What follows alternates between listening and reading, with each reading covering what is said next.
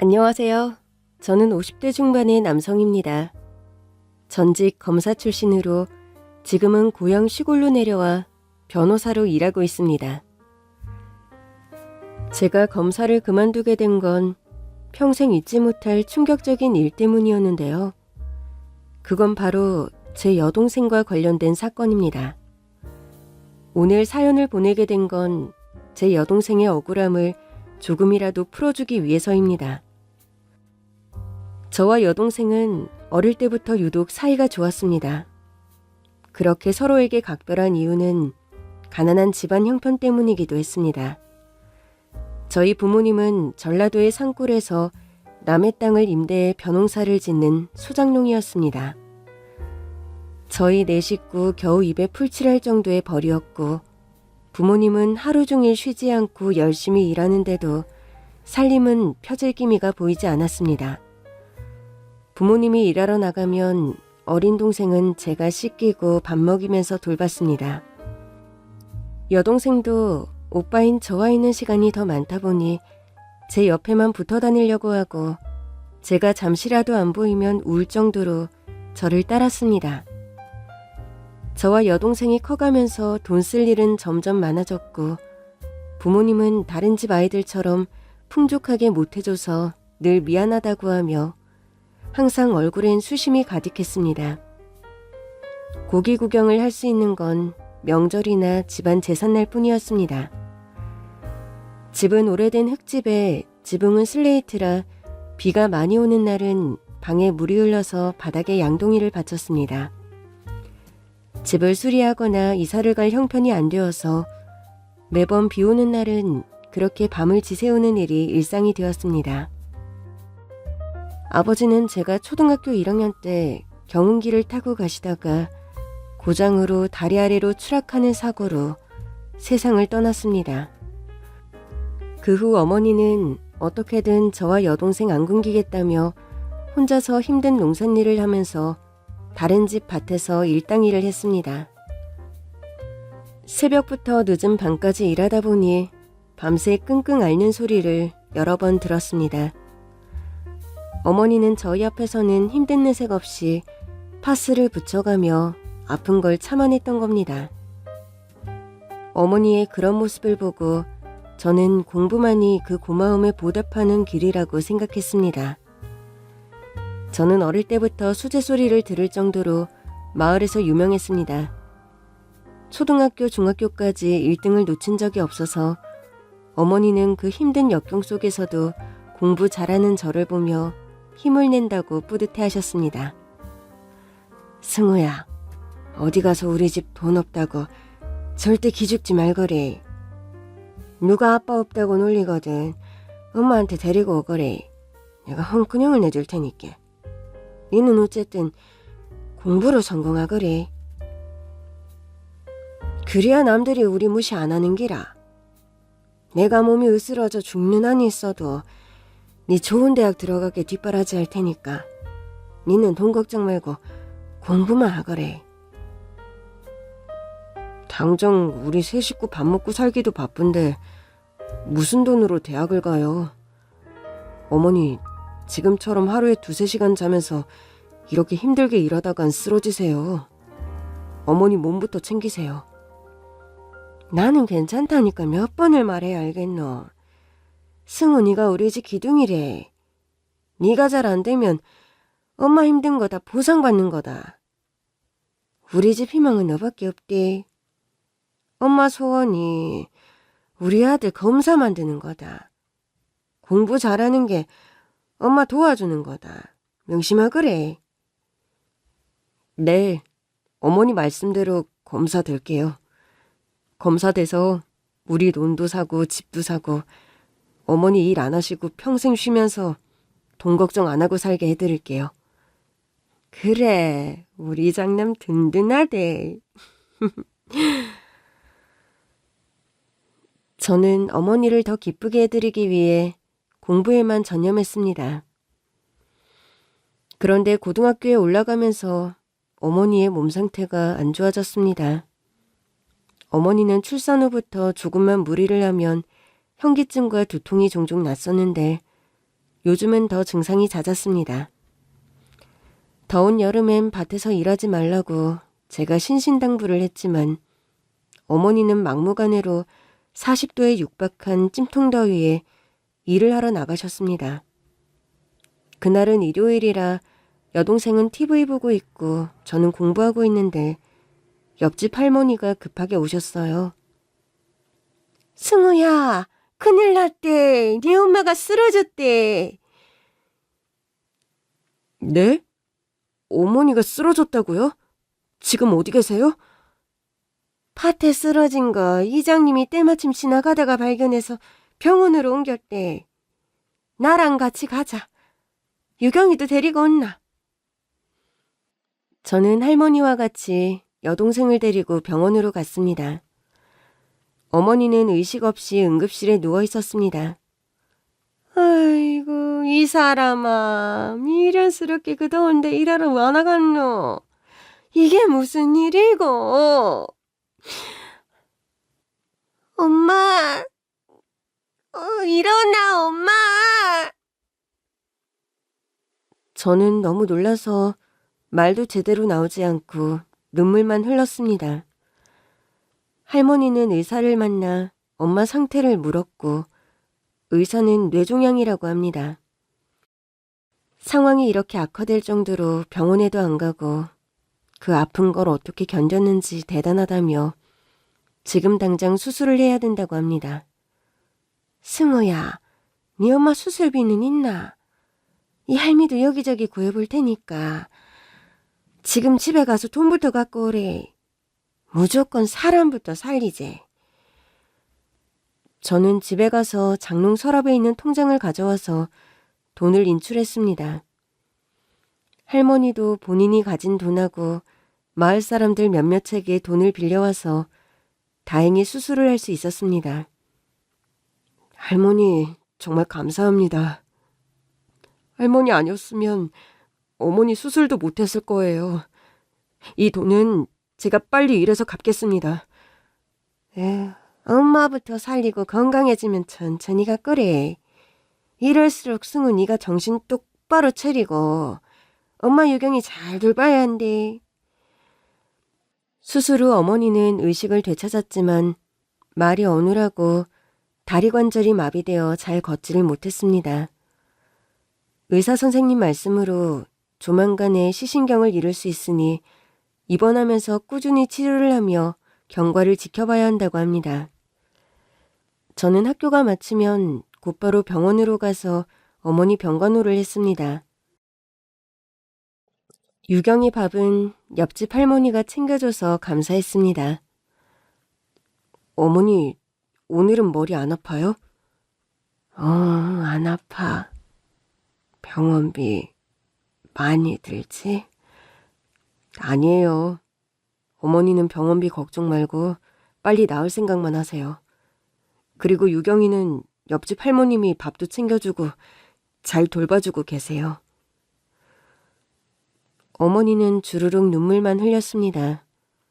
얼마나 하고 싶은 말이 많은지 어떤 마음인지 그대로 느껴져서 저도 마음이 찢어지듯이 아팠습니다. 곧 태어날 줄 알았던 어머니의 치료는 차도가 없이 점점 입원 기간이 길어졌습니다.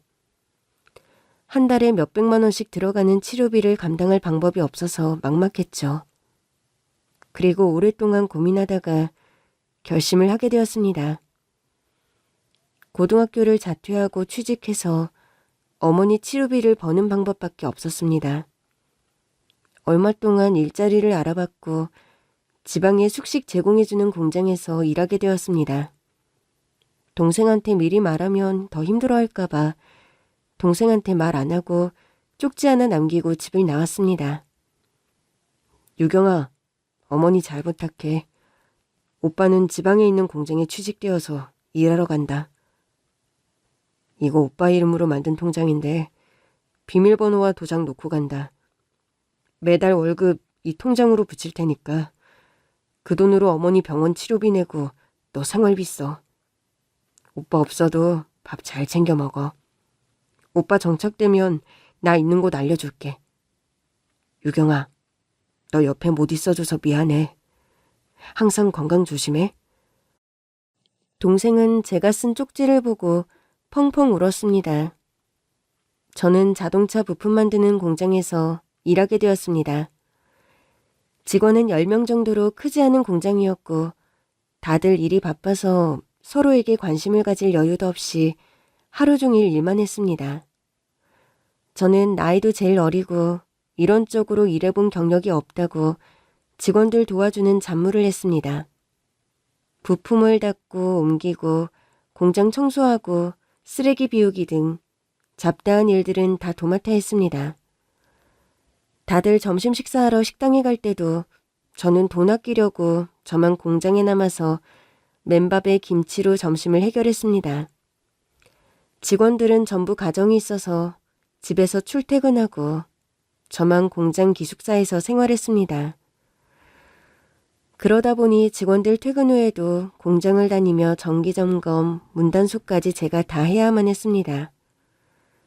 그렇게 몇 달이 지나갔고 저는 받은 월급에서 5만 원만 빼고 다 동생한테 보냈습니다. 어머니 몸은 좋아지셨는지 너무 궁금해서 병원에 전화할까 망설이다가 결국 수화기를 놓았습니다.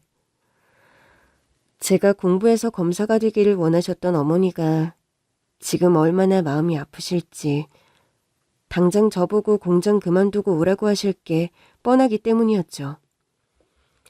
기숙사에서 저는 매일 혼자 공부했습니다. 학교 교과서를 가지고 와서 학교 다니는 것처럼 혼자만의 수업을 했던 거죠.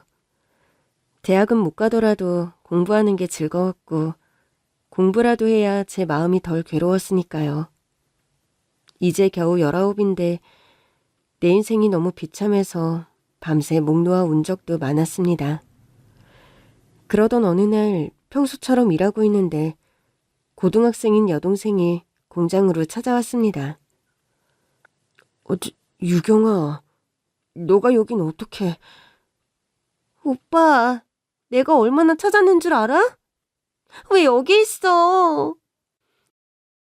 어머니는 어떠셔? 좀 좋아지셨어? 치료비는 잘 내고 있어? 그렇게 궁금하면 연락 좀 하지. 어떻게 전화 한 통이 없을 수 있어? 엄마랑 나랑 얼마나 걱정했는지 알아? 미안하다, 유경아. 너 혼자 얼마나 힘들었니? 오빠, 당장 집에 가자. 오빠 집 나가고 엄마 밥 한 술도 안 먹고 매일 울기만 하셔. 엄마 때문에 오빠 인생 망쳤다면서 어떤 날은 치료도 거부하고 퇴원하겠다면서 소란을 피우기도 했어. 오빠가 돈 많이 벌어다 주면 엄마가 좋아할 줄 알았어? 엄마가 지금 버티고 살 수 있는 건 바로 오빠 때문인 거 몰라? 공부 잘하는 오빠, 앞으로 검사되는 것만 바라면서 그렇게 힘든 치료도 이겨내시는데 오빠가 공부를 포기하면 엄마한테도 살아갈 희망이 없어진 거라고. 엄마 지금 몸이 많이 안 좋으셔. 뭐? 몸이 안 좋으시다고? 의사 선생님이 곧 마음의 준비하라고 하는데 난 너무 무서워. 그래서 옆집 할머니한테 오빠가 갈 만한 데 찾을 수 없냐고 알아봐 달라니까 감나무 아저씨가 오빠가 일자리 부탁해서 알아봐 줬다고 하더라고. 그래서 부랴부랴 오빠 찾아왔어. 빨리 오빠가 가야 엄마가 살아. 어머니가 위독하다는 말에 머리가 새하얘졌습니다.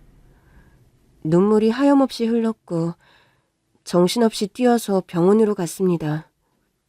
어머니, 저 승우예요. 어머니 얼굴이 왜 이렇게 안 좋아지셨어요? 승우라고? 우리 아들? 어머니는 제 볼을 만지며 오열을 했습니다. 제가 어머니 곁에 있어야 하는데 어머니 마음 아프게 해서 정말 죄송해요. 가지 마. 대학 가서 검사. 엄마 소원이야. 네, 그럴게요. 어머니 소원 꼭 들어드릴게요. 오빠, 나 학교 자퇴했어. 내가 오빠 대신 엄마 치료비 벌 테니까 오빠는 다시 공부해서 대학 가. 엄마도 그걸 바라고 있으니까 돈 걱정은 말고 공부만 해. 미안하다, 유경아. 오빠가 나중에 다 갚을게. 너 평생 힘든 일 없게. 오빠가 다 지켜줄게. 정말? 오빠가 나 지켜주는 흑기사 돼주는 거야? 나쁜 사람들 나 못 건드리게 오빠가 검사돼서 다 혼내줘. 저는 다시 복학을 했고 어머니는 제가 온후로 병세가 많이 좋아지셨습니다. 동생은 이장님이 아시는 재봉공장에서 미싱사로 일하며 어머니 병원비와 생활비를 붙여줬습니다. 학교에서도 저희 집 힘든 상황을 잘 배려해줘서 학교 도서관을 밤늦게까지 오픈해 저만 공부할 수 있게 해줬습니다. 그리고 저는 서울대학교 법대에 입학했습니다. 이 기쁜 소식을 병원에 계신 어머니한테 제일 먼저 알려드렸습니다. 어머니, 저 서울대 법대에 합격했어요. 정말? 승우, 고생했어. 어머니는 환히 웃으며 저를 꼭 안아줬습니다. 저는 학교 때문에 서울로 올라와서 혼자 고시원에서 살았습니다. 한 달 고시원비 20만 원과 생활비를 여동생이 꼬박꼬박 붙여줬어요. 집에 전화해서 유경아, 오빠가 면목이 없다. 무슨 소리야. 내가 더 못 붙여줘서 마음 아프지. 책 살 거 있거나 돈 쓸 일 있으면 무조건 나한테 말해. 엄마 걱정은 하지 말고. 내가 퇴근해서 매일 병원 들러서 맛있는 것도 드리고 같이 수다도 떨고 하면서 건강도 많이 좋아지셨어. 어머니 좋아지셨다니 오빠도 마음이 좋네. 유경아, 오빠가 성공해서 다 갚을게. 조금만 고생해. 그래, 꼭 갚아. 오빠 빨리 공부해. 나 전화 끊을게. 저는 다행히 장학금을 받아서 등록금 걱정은 안 해도 됐습니다. 그리고 대학 들어가자마자 사법시험을 준비했습니다. 학교 수업이 끝나면 집에 와서 식사하는 시간 빼고는 오로지 공부만 했습니다. 제 머릿속엔 아프신 어머니, 힘들게 일하는 여동생 생각뿐이었습니다. 우리 가족들의 간절한 바람이 하늘에 닿았을까요? 저는 사법시험에 합격했습니다. 사법고시 합격증을 제일 먼저 어머니께 보여드렸고 어머니는 병원 병실마다 돌아다니면서 입원 환자들에게 자랑하며 좋아하셨습니다. 어머니가 이렇게 행복해하며 환히 웃는 모습은 처음 봤습니다. 그리고 2년 후 사법연수원을 졸업하면서 저는 검사가 되었습니다. 병원에 갔을 때는 어머니는 기력이 없으신 채 겨우 눈만 떠서 저를 바라봤습니다. 어머니 소원대로 저 검사 됐어요. 많이 기쁘시죠? 어머니는 말씀을 못하신 채 고개를 끄덕이며 미소를 지었습니다. 그리고 제 손을 잡아주시며 어머니는 그날 편안히 저희 곁을 떠나셨습니다. 어머니가 행복해하는 그 마지막 모습을 잊을 수가 없습니다. 저는 지방검찰청에서 근무하면서 밤낮 없이 정신없이 바빴습니다. 몇 달간 일한 월급이 꽤 많이 모여서 당장 여동생 공장일부터 그만두게 했습니다. 유경아, 이제 오빠 돈 잘 버니까 너 공장 그만두고 대학교 가. 오빠가 너 등록금 대줄 능력은 돼. 항상 말했지? 오빠가 꼭 갚겠다고. 맞아. 검사 오빠 뒀는데 뭐가 걱정이야? 오빠 말대로 나 열심히 공부해서 대학 갈게. 여동생도 어릴 때부터 공부를 잘했던 터라 빨리 뒤처진 공부를 따라잡을 수 있었습니다. 그리고 제가 있는 서울에서 대학을 다니고 싶어 했고 고려대에 합격했습니다. 저는 동생과 같이 지낼 전셋집을 구했고 대학 등록금도 제 월급으로 충분히 감당할 수 있었습니다. 동생은 아르바이트하며 등록금을 벌겠다고 했으나 이제는 절대로 동생 고생하는 걸 보고 싶지 않아서 저는 온실처럼 공주처럼 동생을 각별히 돌봤습니다. 동생은 그 흔한 미팅 한 번 안 하고 아침 저녁으로 제 밥을 챙겨주고 매일 양복도 다리미로 다려주며 행복해했습니다. 난 오빠가 이렇게 양복 입고 출근하는 모습만 보면 되게 흐뭇해. 아마 엄마도 살아계셔서 이 모습 본다면 정말 행복해하셨을 거야. 야 임마, 누가 보면 너가 내 엄마인 줄 알겠다. 오빠가 알아서 밥도 잘 먹고 할 테니까 너도 연애 좀 해. 좋은 남자 만나서 너 결혼하는 게 이 오빠 소원이다. 누가 할 소리. 오빠야말로 일만 하지 말고 제발 여자 좀 만나. 이러다 호라비로 늙을 거야? 전혀 남자를 모를 것 같던 동생은 대학 졸업하자마자 과 선배 소개로 소개팅을 해서 한 남자를 만났고 결혼을 약속하게 되었습니다. 매제는 유통사업을 하고 있었고 홀어머니를 모시며 성북동 대저택에 사는 경제적으로 넉넉한 집안이었습니다. 매제 인상도 좋고 무엇보다 돈 때문에 동생 고생은 안 시키겠다 싶어서 저도 흔쾌히 결혼을 승낙했습니다. 결혼식 날 저는 매제 손을 꼭 붙잡으며 매제, 우리 유경이 어릴 때부터 고생 많이 했어. 어머니 병원비며 나 대학 등록금까지 그 어린 게 공장 다니며 뒷바라지 했어. 그러니 유경이 이제 고생 안 하고 남편 사랑받으며 행복하게 산다면 여한이 없어. 유경이 잘 부탁하네. 네 형님, 걱정 마십시오. 어머니도 유경이 많이 예뻐하시니까 유경이 평생 행복하게 해드리겠습니다. 그래 고마워. 매제만 믿네. 동생은 신혼여행을 갔다 온 후 곧바로 성북동 시댁에 들어갔습니다.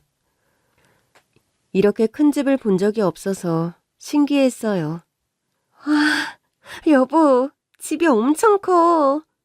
나 이런 큰 집 처음 봐. 그래?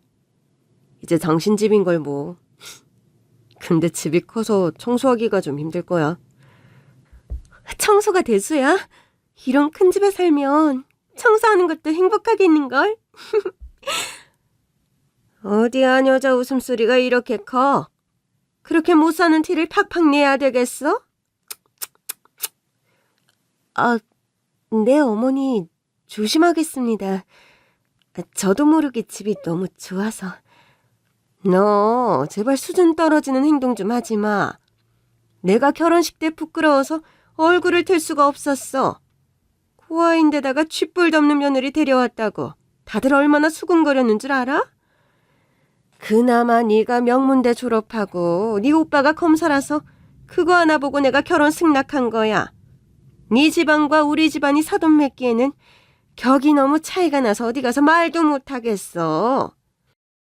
엄마 또 왜 그래. 유경이 착하고 생활력도 강하고 이런 며느리 없어. 유경이 부모님 돌아가신 건 유경이 잘못이 아니잖아. 엄마가 너 그렇게 이해하고 많이 예뻐해줘. 우리 아들 그 좋은 집안에서 혼사 맺자고 그렇게 줄을 섰는데 아휴, 아까워 죽겠어. 너가 아도 결혼하고 싶다고 졸라서 마지못해 허락은 했지만 아휴, 난 영 마음에 안 들어. 제가 어머니 마음에 드실 수 있도록 많이 노력하겠습니다. 어머니께 살림도 많이 배우고 이 집안 격에 맞게 행동도 고치겠습니다. 매제는 사업 때문에 지방 출장이 잦았고 집에는 거의 시어머니와 여동생 둘뿐이었습니다. 어릴 때부터 살림을 해오던 동생은 요리 솜씨도 좋았고 손이 야무져서 청소며 살림도 잘했습니다. 그 사이 저도 바빠서 여동생에게 신경 쓸 겨를이 없어서 몇 달간 연락을 못했습니다. 어느 늦은 밤 야근하고 집에 가니까 여동생이 집 앞에 쭈그리고 앉아 있었습니다. 누구, 어? 유경이 맞니? 너가 이 시간에 웬일이야? 아, 오빠 보고 싶어서 왔지. 야, 임마. 온다면 연락을 하지. 그럼 오빠 일찍 왔잖아. 언제부터 기다린 거야? 얼마 안 기다렸어. 오빠 바쁜데 전화해서 신경 쓰게 하고 싶지 않았어. 너 집에 무슨 일 있는 거 아니야? 아니라니까. 결혼하고 오빠한테 연락도 못해서 겸사겸사 왔어. 오빠 반찬 다 떨어졌지. 이 이장금이 솜씨발이 좀 했지. 얼른 들어가자. 나 언제까지 밖에 세워둘 거야. 그래, 얼른 들어가자. 그냥 오지 무슨 반찬을 이렇게 많이 싸왔어. 여동생은 정말 엄마처럼 저를 챙겨줬어요. 애써 밝은 척하지만 여동생의 얼굴에 그늘이 있었습니다. 뭔가 말 못할 사정이 있는 것 같은데 제가 물어도 아니라고만 하니 제가 괜한 걱정을 하나 싶었습니다. 시어머니와 남편은 잘해줘? 당연하지. 어머니가 나를 얼마나 예뻐해 주시는데. 내가 집안일 좀 하려고 하면 쉬라고 하시고, 남편은 일이 바빠서 지방 출장을 자주 가는데 가서는 나 밥은 먹었는지 오늘 뭐 했는지 꼬박꼬박 전화하며 나 먼저 챙겨. 다행이다. 시댁이 엄청 부자라서 난 또 너 구박당하는 건 아닌지 걱정했거든. 오빠가 맡은 사건 중에도 부잣집 시댁이 가난한 며느리 폭행하고 구속된 경우도 많거든. 그럴 때마다 너 생각이 나더라고. 유경이 행복한 거 맞지? 그럼 나 너무 행복해서 눈물이 나려 그래. 야, 임마. 그렇다고 울면 어떡해. 그렇게 오빠 보고 싶었어? 유경이 아직 애기네. 맞아. 오빠도 보고 싶고 결혼하니까 아빠 엄마 생각도 많이 나. 그날 제 여동생의 표정을 잊을 수가 없습니다. 입으로는 행복하다고 말하지만 얼굴은 어두워 보였으니까요. 얼마 후 여동생은 임신을 했고 예쁜 딸을 출산했습니다. 병원에서 조카 얼굴을 보니 너무 신기하고 정말 예쁘더라고요. 그런데 아이를 낳고 행복해야 할 산모의 얼굴에 슬픔이 보였습니다. 유경아, 많이 힘들었어? 표정이 안 좋아. 어디 안 좋아? 아니야. 아들이면 좋았을걸. 뭐? 그게 무슨 소리야. 애 듣겠다. 이런 예쁜 공주님 앞에서 무슨 그런 말도 안 되는 소리를 하는 거야. 미안해, 오빠. 나도 내가 왜 이러는지 모르겠어. 그러면서 여동생은 제 어깨에 고개를 파묻은 채 한참을 울었습니다. 그런데 시어머니와 남편이 안 보여서 이상했습니다. 유경아, 매제랑 사돈어른은 어디 있어?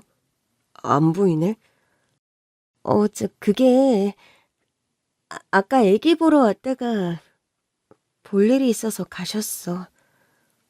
아무리 그래도 너가 친정엄마 없는 걸 알면 사돈이 너 산후조리며 신경 써줘야 하는 거 아니야? 그냥 아예 얼굴만 보고 갔다고? 그게 말이 돼? 여동생은 아무 말 없이 눈물만 흘렀습니다. 유경아, 너 무슨 일 있지? 오빠한테 다 말해. 너 행복한 거 맞아? 오빠, 나 아무 일 없으니까 어서 일하러 가. 나 힘들어서 좀 쉴게. 그래. 유경아, 너 무슨 일 있으면 무조건 오빠한테 전화해. 알았지? 어서 쉬어. 왜 이렇게 여동생을 만나고 나면 가슴 한켠이 시리고 계속 신경이 쓰이는 건지 저도 혼란스러웠습니다. 며칠 후 낮에 매제 회사로 찾아갔습니다. 형님, 바쁘실 텐데 이렇게 저희 회사에 직접 오시니 제가 송구하네요. 이 근처 일이 있어서 왔다가 들렀네. 우리 유경이와는 별 문제 없이 잘 지내? 그럼요. 제가 일 때문에 출장이 많아서 그거 하나 미안하지. 제가 집사람 얼마나 아껴주는데요. 사돈은 어떠신가? 보니까 유경이 출산했을 때 자네와 사돈 안 보이던데. 아, 그거요? 그게 사실은 제가 외동아들이잖아요. 저희 아버지도 외동이고 집안 대대로 아들이 귀하거든요. 제가 5대 독자라 어머니는 아들 낳기를 바랬거든요. 절에도 다니고 아들 낳는다는 한약도 지어먹이고 그렇게 유경이한테 지극정성이었는데 딸이라는 거 알았을 때부터 많이 서운해하셨어요.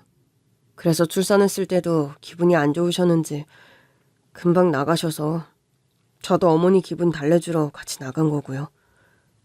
아니, 요즘이 무슨 조선시대도 아니고 딸아들이 뭐가 중요해. 사돈 너무하신 거 아니야? 하늘이 내려준 생명인데 어떻게 그럴 수 있어? 그러게요. 저도 어머니께 화도 내보고 제 딸이니까 신경 쓰지 말라며 모진 소리도 했어요. 그러니 어머니 마음이 좀 누그러진 것 같더라고요. 형님도 너무 걱정하지 마시고 우리 예림이 예쁘게 잘 키울 테니까 염려 마세요. 어머니도 금세 예림이 예뻐하실 거예요. 그래, 자네만 믿네. 우리 유경이와 조카는 자네가 잘 돌봐줘. 여동생이 그날 병원에서 왜 그렇게 슬픈 표정을 지었는지 이제야 알게 되었습니다. 그렇게 2년이 지났고 다행히 여동생은 별 문제 없이 잘 지내는지 전화 통화할 때마다 목소리가 밝았습니다. 유경아, 너 목소리 밝으니까 좋네. 이번 주말에 부모님 기일에 김서방이랑 같이 오는 거지? 너희들 편하게 오라고 두 분 한 번에 같은 날짜에 제사 지내는데 매년 김서방이 안 와서 사실 좀 화가 많이 났어. 어떻게 장인장모 기일에 한 번도 안 올 수 있는지. 예림이 아빠 사업이 너무 바빠서 그런 거지. 그리고 오빠, 미안한데 올해는 나도 못 갈 것 같아. 예림이가 며칠 새 몸이 안 좋아서. 뭐? 많이 아파? 병원에서 뭐래? 독감이라고 약 먹고 집에서 푹 쉬면 된대. 걱정 안 해도 돼. 아유, 어린 게 얼마나 아프겠니. 우리 예림이 못 본 지도 꽤 돼서 보고 싶었는데. 예림이 몸조리 잘해주고 제사는 오빠가 알아서 할 테니까 신경 쓰지 말고. 그래, 오빠. 미안해. 또 연락할게. 동생은 추석 설날 명절에도 집에 오질 않았고 맛있는 거 사준다고 보자고 해도 매번 바쁘다는 이유로 거절을 하더라고요. 또 언제부턴가 반찬 만들어서 들고 오지도 않고 자꾸만 저와 거리를 두려는 것 같았습니다. 뭔가 이상한 마음이 들어서 여동생 시댁으로 찾아갔습니다. 대문에서 벨을 누르니 누구세요? 네, 저 예림이 외삼촌입니다. 동생 만나러 왔는데 문 열어주시겠습니까? 저 잠깐만요. 예림이 외삼촌이라는데 문 열까요? 뭐? 여긴 왜 왔어? 가라고 해. 저 오늘은 돌아가셔야 할 것 같습니다. 아니, 인터폰으로 들으니 옆에 사돈어른도 계신 것 같은데 사돈어른 뵙고 드릴 말씀이 있으니 문 열어주세요. 다른 말 필요 없고요. 오늘은 그만 돌아가 주셔야겠어요. 동생은 휴대폰을 계속 안 받고 사돈은 날 피하는 것 같고 마음이 찜찜했습니다. 그렇게 몇 년이 지나 조카는 5살이 되었습니다. 휴대폰 배경화면으로 조카 사진을 해놓을 정도로 전 조카 바보가 되었습니다. 이 프로 누구야? 이 프로 빼다 박았어. 숨겨놓은 딸이라도 되는 거야?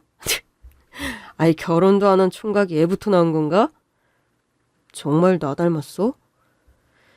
숨겨놓은 딸이면 나도 참 좋겠는데. 여동생 아이야. 너무 예쁘지? 이제 이 프로도 나이도 있는데 언제까지 조카만 끼고 있을 거야. 결혼해야지. 내가 소개팅 해줄까? 됐어. 최 프로 결혼해서 잘 사는 거 보면 나도 솔직히 부러운데 아직 내 마음속엔 온통 여동생과 조카밖에 없어. 부모님 없이 결혼 생활하는 거 얼마나 힘들까 싶고 항상 옆에서 보살펴주고 싶어. 하루는 재판이 끝나고 휴대폰을 켜자 부재중 전화가 20통이나 왔습니다. 발신자는 모두 여동생이었어요. 전화한 시간보다 3시간이나 지났는데 무슨 일이라도 있는 건지 아닌 건지 심장이 벌렁벌렁 뛰더라고요. 유경이니? 너 전화했었어? 오빠가 재판 중이어서 전화를 못 받았어. 무슨 일이야? 20통이나 하고. 뭐 급한 일이 있는 거지? 무슨 일은... 아니야, 오빠. 예림이한테 휴대폰 줬더니 잘못 눌려져서 그런 거야. 바쁜데 얼른 일해. 걱정하지 말고. 그런 거였어? 난 또 뭔 일 있는 줄 알았지. 너 잘 지내는 거 맞지? 그럼 시어머니 남편이 얼마나 잘해주는데. 그렇구나. 오빠 다시 일해야 돼서 그만 끊을게. 조만간 예림이 데리고 콧바람 좀 쐬. 오빠가 맛있는 거 사줄게. 다음 주 주말 좋겠다. 그래 오빠. 다음 주 주말에 봐. 목소리가 착 가라앉은 여동생의 말투는 서늘함이 느껴졌습니다. 그리고 그게 여동생과의 마지막 통화가 되었습니다. 자기는 대학 못 가도 오빠는 서울대에 보내야 한다며 고등학교 중퇴를 하고 공장에 가 미싱사가 된 여동생이 5살 조카를 남겨두고 그만 세상을 떠났습니다. 장례식 날 엄마가 이거 외삼촌 주래요 하며 조카가 내민 일기장을 본 순간 저는 충격에 휩싸여 여동생의 관뚜껑을 열어버렸습니다. 일기장에는 상상도 못할 끔찍한 일들이 쓰여 있었습니다. 일기는 여동생이 신혼여행 갔다 온 날 첫날부터 작성되었습니다. 시어머니는 여동생이 가난한 집안에 부모 없는 고아라고 결혼 첫날부터 마음에 안 들어 했습니다. 요리 솜씨가 좋은 동생은 시어머니께 잘 보이려고 직접 요리를 해서 식사를 준비했는데 지금 이걸 나더러 먹으라는 거야? 이런 음식은 너네같이 못 사는 친정집에서나 먹는 거지. 하긴 뭘 보고 배운 게 없으니 수준이 이 정도밖에 안 되지.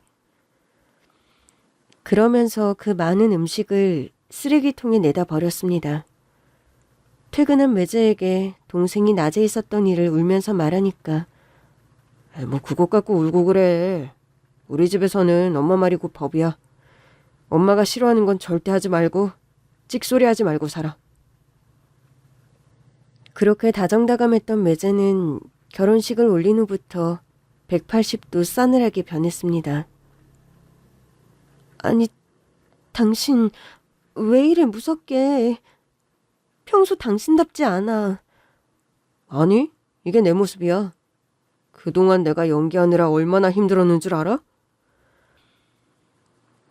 엄마가 손주 하나만 낳아주면 재산 전부를 물려준다고 해서 내가 급하게 아무나 하고 결혼한 거라고.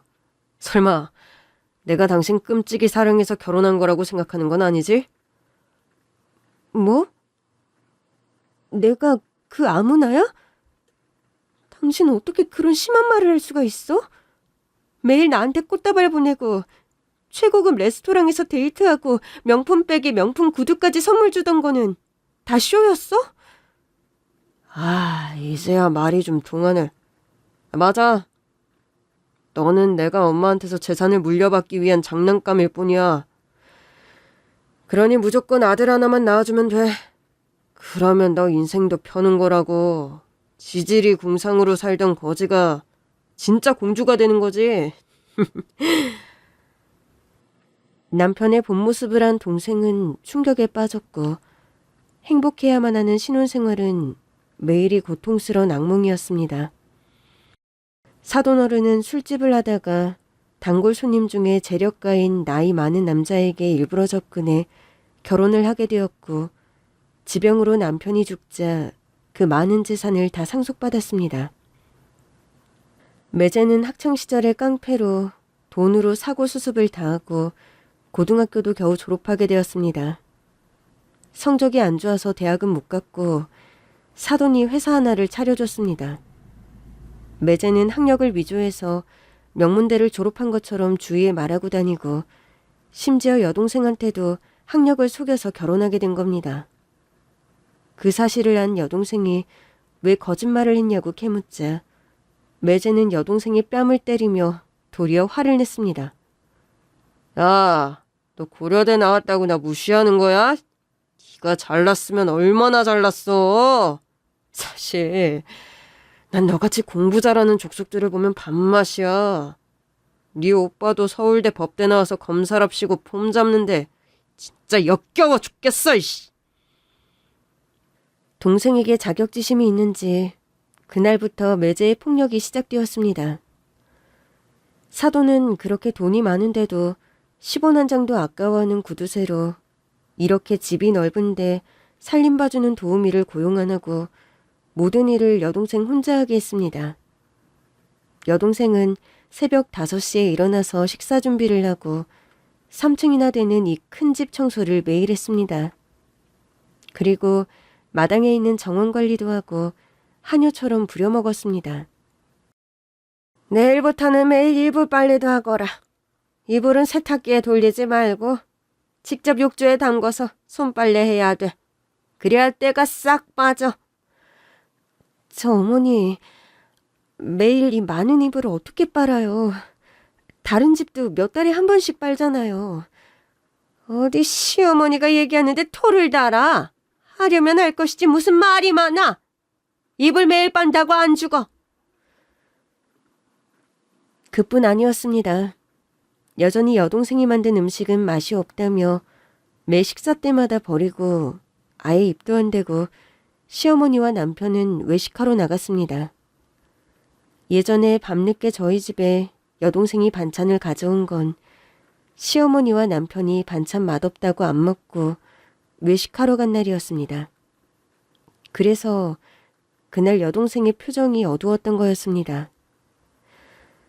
일기를 읽으면서 저는 화가 나서 좀처럼 흥분이 가라앉지를 않았습니다. 비극은 바로 조카를 임신하는 날부터 시작되었습니다. 임신 후 아이 성별이 딸이라는 걸 안 순간부터 시어머니의 구박은 더 심해졌습니다. 아들도 못 낳는 것이 뭐가 잘났다고 밥이 입에 들어가?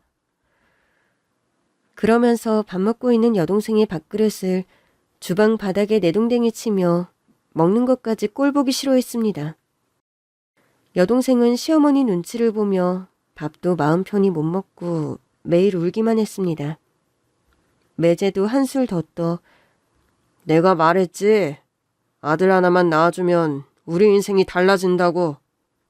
딸이니 엄마가 나한테 돈 한 푼 물려줄 것 같아? 넌 어떻게 나한테 도움이 하나도 안 되냐. 재수없어.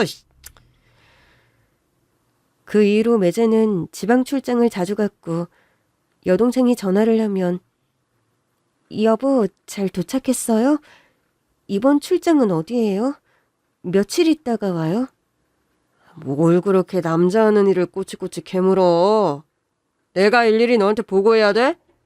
나 출장 오면 예민하니까 전화하지 마. 그렇게 화를 내면서 일방적으로 전화를 끊어버립니다. 여동생은 이상해서 매제 회사 비서에게 전화를 했습니다. 미스 김, 우리 그이 지금 회사에 있어요? 뭐 좀 건네줄 게 있어서요. 대표님 오늘 휴가 내셨어요. 집에 일 있으시다고 일주일 있다가 오신다면서요? 휴가요? 지방 출장 가신다는 말은 없었어요? 네, 출장은 실무 담당자들이 가니까 대표님이 출장 가실 일은 없으세요. 아, 네, 수고하세요. 알고 보니 매제는 출장 간다고 거짓말을 한 겁니다. 그리고 출장 갔다 온 짐 정리를 하다가 매제 셔츠에 묻은 긴 머리카락을 발견했습니다. 그걸 보는 순간 여동생은 충격을 받았고 아직 출산일이 안 되었는데 하혈을 내 응급실에 실려왔습니다. 그렇게 아이를 출산했고 매제와 시어머니는 진짜 딸이 맞는지 확인하러 온 겁니다. 혹시나 했는데 여자네. 대충 쉬다가 당장 퇴원해. 병원비도 아까워. 그러면서 사돈은 여동생 상태는 어떤지는 물어보지도 않고 야멸차게 가버렸고 매제도 똑같이 딸인 것만 확인하고 같이 가버렸습니다. 그래서 출산하던 날 여동생이 아들이면 좋았을 거라고 눈물을 글썽이던 게 이제야 이해가 되었습니다. 여동생은 산후조리도 못한 채 시댁에 와서 몸이 안 좋아 하루 종일 누워 있어야 했습니다. 그런 여동생에게 시어머니는 꾀병 부리지 말라며 그 엄동설 안에 마당에서 김장을 시켰고 여동생은 혼자서 100여 포기가 넘는 김장을 담궜습니다. 김장을 하다가 추위에 탈진해서 쓰러지자 시어머니는 바가지에 찬물을 담아 얼굴에 퍼부으며 꾀병 부리지 말라며 욕을 퍼붓습니다. 그리고 매제는 조카를 남의 자식 보듯이 전혀 애정이 없고 운다고 짜증만 냈습니다. 밤에 아이가 울어서 잠을 못 잔다고 각방을 쓰기 시작했고 여동생은 혼자서 외롭게 육아를 해야만 했습니다. 그리고 충격적인 사실은 또 하나 있었습니다. 제가 여동생 집을 찾아온 날 저와 인터폰으로 얘기한 여자는 매제의 상간녀였습니다. 매제는 골프 연습실에서 미혼인 골프 강사를 알게 되었고 출장 간다고 거짓말하면서 그 여자와 전국 해외로 골프 여행을 다녔던 겁니다. 그리고 곧 이혼할 거라고 프로포즈까지 한 상태였습니다. 그날 매제는 그 상간녀를 데리고 사돈한테 인사드리러 온 날이었던 겁니다. 뻔히 여동생이 집에 있는데 마치 여동생을 유령 취급하면서 어머니, 이 여자 누구예요? 누구긴 누구야. 고두리 병수 짝 될 사람이지. 와이프인 제가 집에 버젓이 있는데 출장 간다고 거짓말하고 바람 피운 거예요? 그래, 나 바람 피웠어. 딸 낳았으니 이제 당신 필요 없거든. 그리고 병원에 알아봤더니 당신 이제 아이 못 낳는다며? 당신 그거 알면서 엄마와 나한테 숨긴 거잖아. 숨기긴 누가 숨겨요? 여자로서 인생이 끝났다는 절망감으로 죽고 싶을 정도로 힘든데 그게 뭐가 자랑할 일이라고 떠벌리고 다녀요? 그렇다고 아들 낳아줄 여자와 바람 피웠다는 게 그게 말이 돼요? 아니, 듣자니 기분 안 좋네? 누가 바람 피웠다는 거예요? 병수 씨는 당신과 이혼할 거고 우리는 떳떳하게 연애한 거라고요. 얘야, 곧 이혼 진행할 거니까 넌 신경 쓰지 마. 여동생은 너무 충격을 받아서 방으로 들어가서 계속 울기만 했고 그럴 때 제가 찾아온 거였습니다. 그날 무조건 그 집에 들어갔어야 했는데 너무나 후회되었습니다. 그러면서 사돈과 매제는 행여나 여동생이 검사인 제게 이런 얘기를 할까봐 방에 감금하고 바깥 출입을 못하게 한 겁니다. 그래서 부모님 기일이며 명절에도 못 왔던 거였습니다. 그렇게 힘들었으면서 저한테 힘든 내색을 전혀 안 하고 문제없이 잘 산다고만 말했던 거였습니다. 그 후 사돈과 매제는 이혼 서류를 들고 와서 여동생에게 도장을 찍으라며 강요했고, 내가 누구 좋으라고 이혼해줘? 우리 예림이 아빠 없는 아이 만들고 싶지 않아. 나한테 했던 짓만큼 당신도 고통받게 해줄 거야. 나 죽는 한이 있어도 절대 이혼 도장 못 찍어줘. 매제는 여동생을 방에 감금하고 도장을 찍어줄 때까지 발길질과 뺨을 때렸습니다. 그날 여동생은 저한테 20번이나 되는 전화를 했던 겁니다. 생명이 위협받을 만큼 위급했던 상황이었는데 제가 전화를 못 받은 겁니다. 그때 전화만 받았더라도 동생에게 이런 끔찍한 일은 벌어지지 않았을 텐데. 저는 제 자신이 원망스러워 눈물만 났습니다. 일기장엔 여동생의 눈물이 곳곳에 배어 있었고 이 일기를 쓰면서 얼마나 괴로웠을지 그대로 다 담겨 있었습니다. 일기장을 덮으면서 저는 오열을 했습니다. 결혼해서 시어머니, 남편 사랑받으며 누구보다 행복하게 잘 살고 있는 줄 알았던 여동생이 시어머니의 구박과 남편의 불륜으로 가슴에 멍이 든 채 그 힘든 시간을 보냈다는 것이 너무나 미안하고 두 사람에게 울분이 치밀어 올랐습니다. 왜 갑자기 여동생이 세상을 떠났는지, 무슨 일이 있었던 건지 전혀 알 수가 없어서 답답했습니다. 저는 이 사건을 자초해서 관할 경찰서의 협조로 사돈과 매제를 신문했습니다. 지금은 이우경 씨 살인사건의 참고인 조사로 두 사람 여기 온 거니까 개인적인 호칭은 생략하겠습니다. 김병수 씨, 최혁자 씨, 사건이 일어나던 10월 7일 밤 10시에 집에 있었다고 하셨죠? 뭐하고 있었나요? 그냥 난 TV 보고 있었다고 몇 번을 말해요. 그럼 며느리가 어떻게 갑자기 죽은 거예요? 걔가 원래 몸이 좀 약해서 픽픽 잘 쓰러져요. 그날도 혼자 있다가 쓰러져서 뇌진탕으로 죽은 거잖아요. 의사가 말했잖아요. 뇌진탕이라고. 난 방에 있어서 아무것도 모른다고요. 김병수 씨는 뭐하고 있었어요? 저는 사업 때문에 사람들과 늦게까지 술 마시고 밤 11시인가 집에 들어갔어요. 근데 애기 엄마가 혼자 거실에 쓰러져 있는 거예요. 얼마나 놀랐던지. 지금도 심장이 벌렁거려요. 근데 두 사람 며느리이고 아내인 사람이 죽었는데 전혀 안 슬픈가 봐요. 장례식 때부터 지켜봤는데 전혀 울지를 않네요. 왜? 죽이고 싶도록 미웠나요? 뭐? 형님, 그게 무슨 소리예요? 저한테도 소중한 사람이었다고요. 제가 사랑한 사람이고 아이 엄마인데 아이 때문에 억지로 참고 있는 거라고요. 맞아요, 사돈. 우리 병수가 애미한테 얼마나 잘했다고요. 우린 아무 잘못 없어요. 그래요? 김병수 씨 사기전과 폭력전과가 있던데 학력도 속여서 결혼했고 이제 그 가면 벗어. 내 앞에서 연기하지 말라고. 나 폭발하기 일보 직전이니까 겨우 참고 있거든? 우리 유경이 때리고 감금하고 폭언해. 그리고 바람까지 피우셨던데. 너 진짜 인간 말종이더라고. 사돈 말이 너무 심하네. 우리 병수가 그랬다고 며느리가 말하든가요? 그거 완전히 거짓말이라고. 개사이코야. 이봐요, 최혁자 씨. 딸 낳았다고 사람 취급도 안 하며 밥 먹던 밥그릇을 바닥에 내동댕이 치질 않나. 그 엄동설안에 애 낳은 지 며칠 됐다고 김장시키고 아들 상간녀를 데리고 와서 며느리라고 소개해?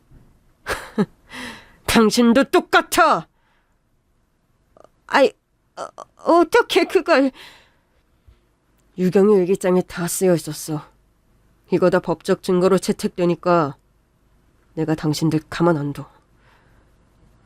그럼 애기 엄마 죽은 날은 아무 증거도 없고 우린 그날 진술 다 했고 혐의 없잖아요. 무고한 시민 잡아놓고 이게 뭐 하는 거냐고. 당장 안 풀어줘? 아, 그 증거? 빨리 보여주면 재미없잖아. 저는 여동생의 유품으로 건네받은 휴대폰을 보다가 결정적인 증거를 찾았습니다. 바로 사건이 일어나던 그날의 일이 휴대폰에 고스란히 녹음이 되어 있었습니다. 음성 파일을 트니 얼른 이혼 도장 찍으라고. 왜 이렇게 말을 안 들어? 이씨. 너가 이혼해줘야 평수가 새 장가 갈 거 아니야? 누구 좋으라고. 절대 이혼 안 해줘. 그리고 나 당신 불륜한 증거들, 나한테 폭력 쓴 거 병원에서 진단서 다 끊어서 다 모아놨으니까 상간녀한테 소송 걸고 당신은 경찰서에 신고할 거야. 뭐? 이게 미쳤어? 그러면서 매제는 동생 뺨을 때렸고, 동생이 매제에게 달려들자 사돈이 동생을 밀쳐 바닥에 넘어져 머리를 다친 겁니다. 동생이 머리에 피를 흘리고 움직이지 않자 평수야, 얘 죽은 거야? 우리 어떡해? 아이, 재수없게. 엄마 정신 차리고 내 말 똑바로 들어. 내가 119에 신고할 거니까 우린 이 죽은 거 아무 상관없는 거야. 엄마는 TV 보고 있었다고 말하고 난 술 마시고 늦게 들어왔다고 할 거야. 그렇게 알리바이를 만들어야 우리가 살 수 있어. 두 사람이 나간 후 녹음 파일에는 여동생의 목소리가 아주 희미하게 들렸습니다. 오빠, 우리 예림이 부탁해. 그렇게 녹음 파일은 여기서 멈췄습니다. 두 사람은 결정적인 증거 앞에서 아무 말도 못하고 울면서 자포자기했습니다. 사돈은 과실치사, 매제는 상해죄로 구속되었습니다. 저는 그 일이 있은 후 한동안 충격으로 일을 쉬었습니다. 그 후 조카를 친자식으로 입양했고 전라도 제 고향으로 내려와 작은 변호사 사무실을 개업했습니다. 제 여동생처럼 고통받는 사람이 없도록 약자의 편에서 변호를 하고 있습니다. 딸은 어릴 적 시골 생활에 잘 적응하며 해맑게 잘 크고 있습니다. 여동생이 하늘나라에서 딸의 밝은 모습을 보고 환히 웃고 있을 것 같습니다. 긴 얘기 들어주셔서 감사합니다.